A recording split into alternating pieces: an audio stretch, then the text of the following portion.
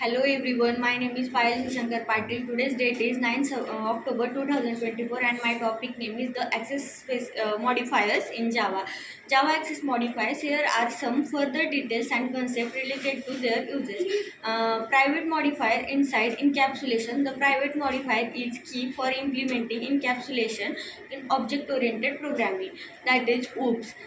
It ensures that internal data and methods are hidden from the outside world and can only be accessed through public method getters and setters if necessary. Utility in design often used in conjunction with the helper methods within a class that shouldn't be exposed and for sensitive data like user to maintain security. Then default access specifier. Package invite inside package grouping. Java packages are group of related classes using the default access helps create a sense of modularity within a package. Only classes within the same package can access default members, promoting a clean package level design. Then package collaboration, useful for tightly coupled classes that are meant to work together internally but not be exposed to the outside world. Then protected modifier inside inheritor. The protected modifier is specifically useful in inheritance when a superclass has method or variables marked as protected. Its subclasses, even in other package, can use or overridden them. This support principle like inheritance and polymorphism. Then partial exposure. It provides a middle ground between private and public, allowing a visibility in subclasses but not unrelated classes. Then public access modifier. Global access. The public modifier is the most permissive, allowing members to be accessed from any class, package or location. It's commonly used for APIs, libraries or methods that need to be accessible across the entire application.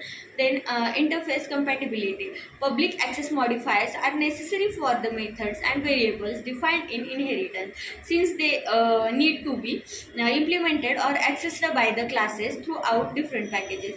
Then 5 is top level classes. Only public or default access is allowed for the top level classes in Java. If a top level class is public, it can be accessed from any package. It is has no modifier. It can only be accessed from within its own package. Then access modifier in inheritance.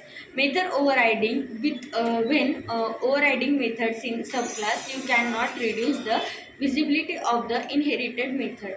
For example, if a method in the superclass is public, the overridden method in the subclass must also be public. If the superclass method is protected, the subclass method can only be protected or public, but not default or private.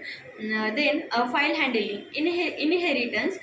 If a file is a superclass is hidden by a field in a subclass, access modifiers of the subclass field can different from the one in other superclass. Modifiers and abstract classes. If an abstract class or methods is protected, it can be extended and implemented by the subclasses across packages. This allows the classes to define abstract behaviors that subclasses must implement, but still keep its internal logic hidden from the unrelated classes. Then combining with other modifiers, final and private. A private method can also be marked a final, meaning it cannot be overridden by any subclass, which can be useful for sensitive operations that must not be altered. Then public and final. A public class or a final method can be marked a final to prevent inheritance or a method overriding respectively. Static and access modifiers. Static members can use access modifiers to control their visibility, similar to instance members. Then real world use of access modifiers. Library design. When designing a library, classes and methods that are meant to be used by external users are marked public, while the Internal logic is often kept private or protected to prevent misuse or unwanted modifications. Then APIs, public access is essential when developing APIs, allowing other developers to interact with your API while controlling what they cannot access. Then reflection, although access modifiers are supposed to restrict access, Java reflection API can bypass this restriction. Reflection allows you to inspect the and manipulate classes, methods, and fields at runtime. That's all about the access modifiers in Java. Thank you so much.